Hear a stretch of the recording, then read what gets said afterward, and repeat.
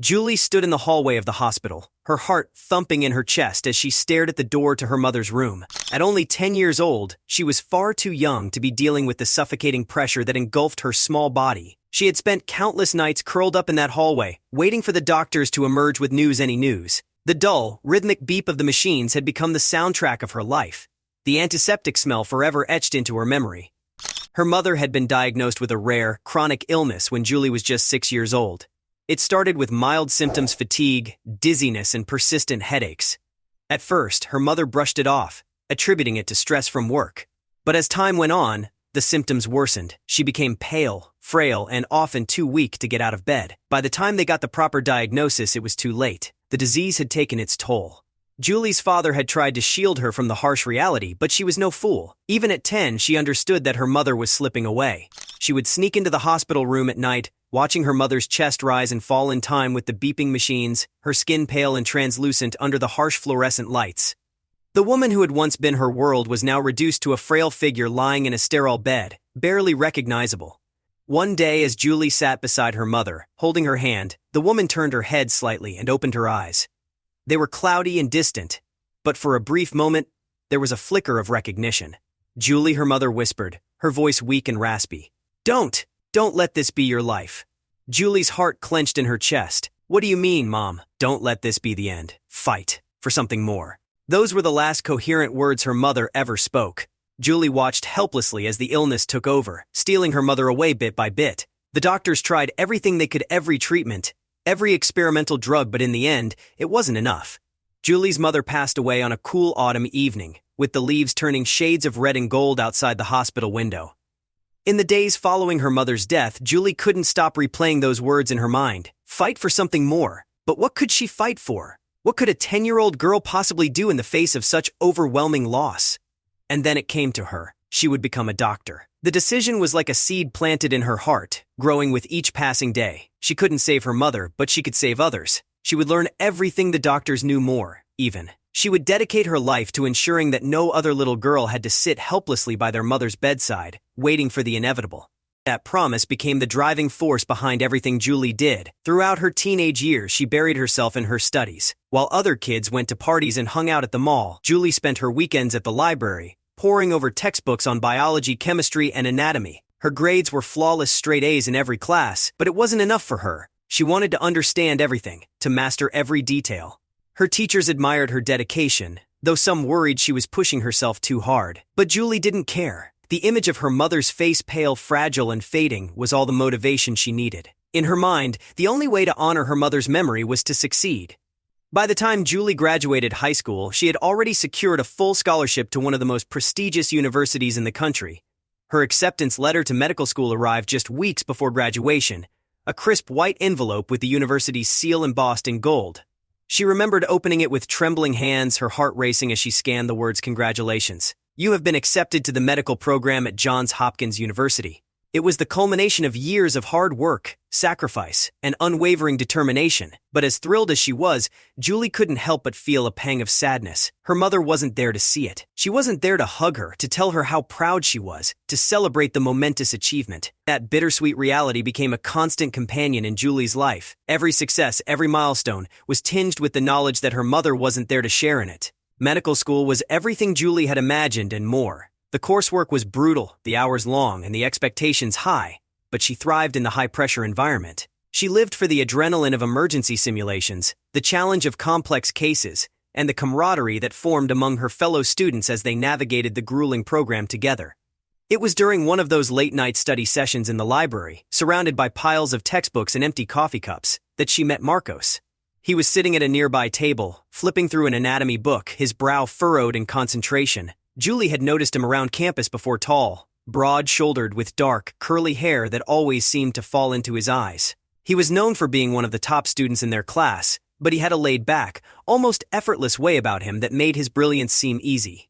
Julie, on the other hand, was all intensity. She attacked her studies with the same single-minded determination she had carried with her since childhood. So when Marcos glanced up from his book and caught her eye, flashing her a friendly smile, she felt a brief moment of disorientation. She wasn't used to people smiling at her. She wasn't used to anyone noticing her at all, except for her professors, who praised her relentless work ethic. Long night, huh? Marcos said, his voice warm and inviting. Julie blinked, then nodded. Yeah, it's always a long night when you're in medical school. Marcos chuckled and closed his book, leaning back in his chair. Tell me about it. I've been trying to memorize the cranial nerves for the past 2 hours, and I'm pretty sure they're all blurring together at this point. Julie couldn't help but smile at that. Yeah, they have a way of doing that.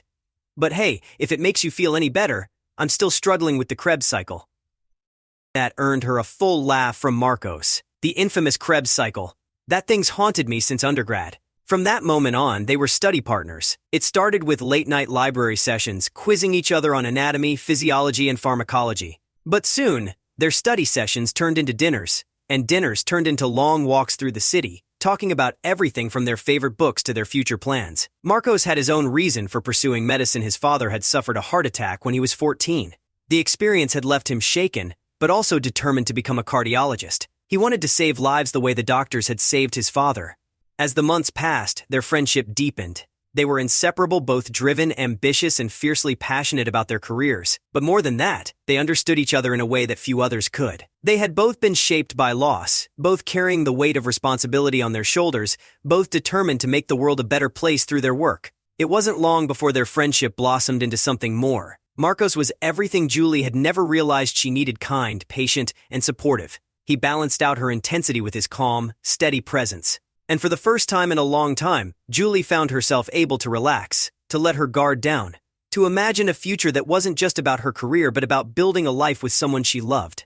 After graduating from medical school, both Julie and Marcos quickly secured residency positions at prestigious hospitals. Julie became a pediatrician, fulfilling her lifelong dream of working with children. Her days were spent diagnosing illnesses, treating injuries, and comforting anxious parents. She loved her job, loved the challenge of it, and loved the way she could make a real difference in the lives of her patients. Marcos, on the other hand, followed through on his dream of becoming a cardiologist. He quickly gained a reputation for his expertise, often taking on the most complex cases and performing life-saving surgeries. Their wedding was a small, intimate affair, held in the gardens of an old manor house just outside the city. They didn't want anything extravagant, just close family and friends, a handful of people who had supported them throughout their journey. As Julie walked down the aisle, her heart swelled with emotion. The sun was setting, casting a warm golden glow over the garden, and as she looked into Marcos' eyes, she felt an overwhelming sense of gratitude. She had spent so many years fighting for her dream, for a life where she could make a difference. And now, standing beside the man she loved, she realized that she had built something even more beautiful than she had ever imagined. After the ceremony, they danced under the twinkling lights strung across the garden, the soft strains of music filling the air. Julie rested her head on Marcos' chest, her heart full. They had been through so much to get to this moment, and now, with their future stretching out before them, it felt like the beginning of something truly magical. Their careers continued to thrive after the wedding. Julie became known for her work in pediatrics, often taking on the most challenging cases and fighting tirelessly for her patients.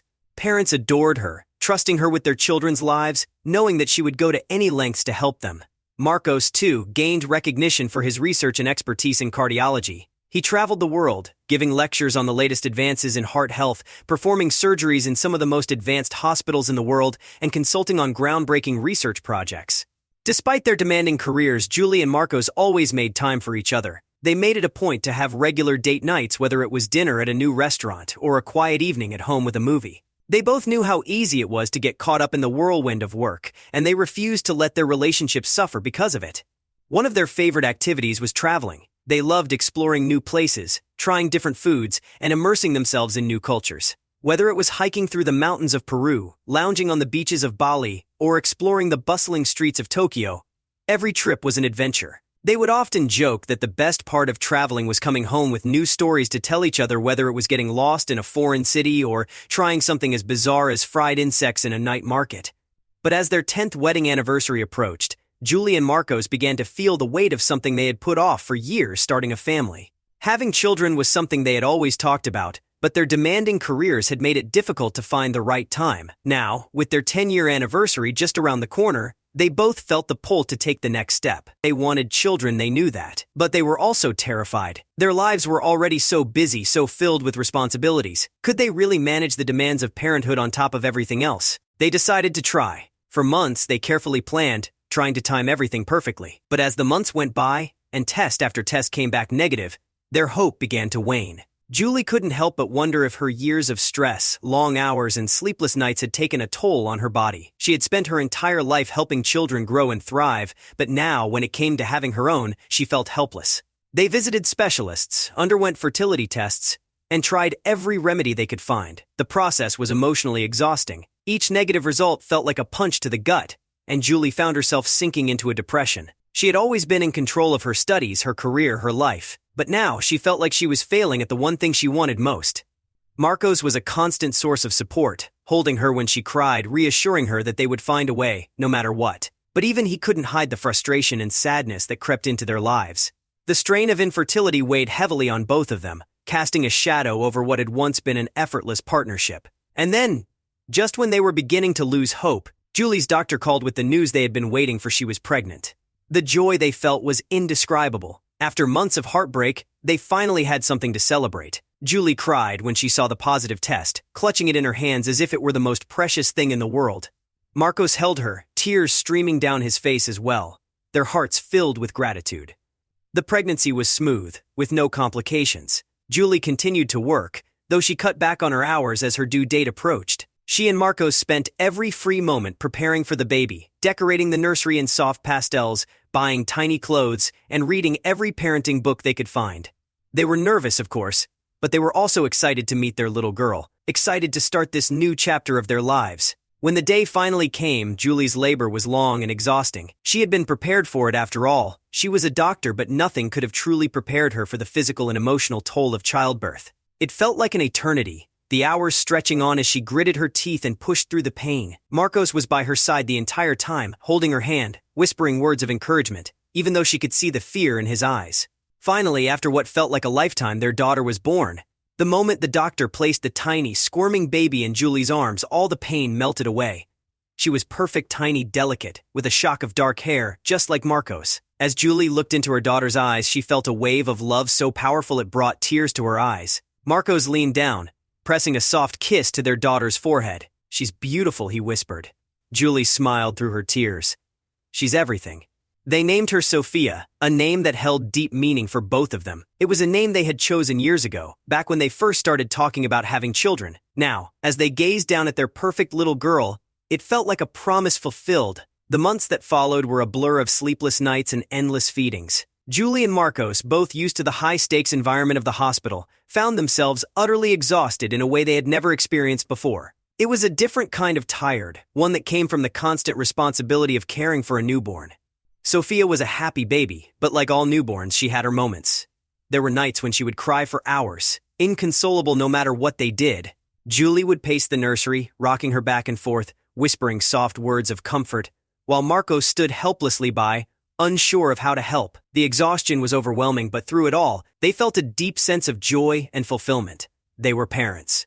They had a family. But as the pressures of parenthood mounted, so did their need for a break. They adored Sophia, but they needed time to reconnect with each other, to remind themselves of the life they had before sleepless nights and dirty diapers. So after a few months, they made the difficult decision to take a short trip together. They hired a highly recommended nanny to stay with Sophia, and flew off for a much-needed getaway. At first, everything went smoothly. They called the nanny every day, checking in to make sure their little girl was safe and happy. But then, one night, the nanny didn't answer. They called again and again, growing more frantic with each passing minute. There was no response. Panic set in, their minds racing with all the worst possible scenarios. They called a close friend to check on the house, but when he arrived, the house was eerily quiet. No lights, no movement. He peered through the windows, but everything was still. He knocked on the door, calling out, but there was no answer. Desperate, Julie and Marcos booked the first flight home. The hours on the plane were torture, every minute filled with fear. What had happened to their baby? Where was the nanny? When they arrived at the house, the front door was ajar, creaking in the wind. They rushed inside, calling out for Sophia, but their voices echoed in the empty hallways. And then they saw her lying on the floor in the living room, still and silent. A scream ripped from Julie's throat as she sprinted to her daughter, dropping to her knees beside her tiny body. Marcos was right behind her, his hands trembling as he reached out, terrified that she was gone. But then, a small, shallow breath. She was alive. Marcos scooped her up into his arms, his heart pounding in his chest as he cradled her close. Julie's hands shook as she checked her daughter's pulse, her medical training kicking in through the haze of panic. Her breathing was weak, but she was alive.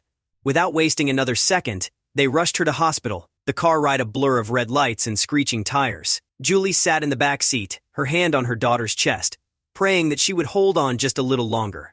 When they arrived at the hospital, a team of doctors and nurses met them at the entrance. Sophia was whisked away, leaving Julie and Marco standing in the empty hallway, their hands still shaking, their hearts racing. The hours that followed were agonizing. Julie and Marco sat in the sterile waiting room, clinging to each other as they waited for news. Every second felt like an eternity, the silence pressing down on them like a weight they couldn't bear. Julie's mind raced, trying to piece together what had happened. Where was the nanny? Why had Sophia been left alone? Finally, the doctor emerged from the double doors, his expression grave but not without hope. Sophia had suffered from a lack of oxygen, he explained, possibly due to an undiagnosed respiratory condition. It had caused her to faint, but she was stable now and would make a full recovery with proper treatment. Relief washed over them in waves as they thanked the doctors, their hands trembling with gratitude.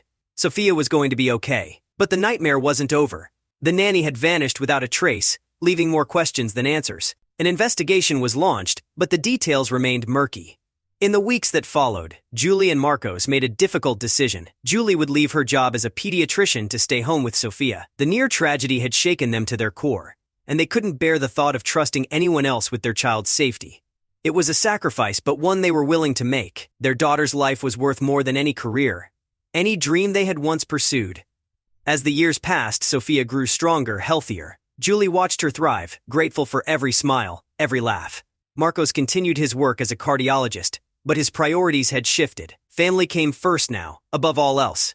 Julie found joy in her new role as a full-time mother. She had once thought that her career defined her, that being a doctor was the most important thing in her life. But now, as she watched Sophia run through the backyard, her laughter ringing through the air, she realized that she had found something even more fulfilling. She and Marcos had built a life together, one filled with love, joy, and the occasional heartache. They had been through so much, from the loss of Julie's mother to the struggle of infertility, to the near tragedy with Sophia. But through it all, they had remained strong, supporting each other, loving each other. As they sat on the porch one warm summer evening, watching Sophia chase fireflies in the fading light, Julie leaned her head on Marco's shoulder, a contented smile on her lips. "We did it," she whispered. Marcos kissed the top of her head. "We did." They had fought for something more, and in the end they had built a life more beautiful than they could have ever imagined.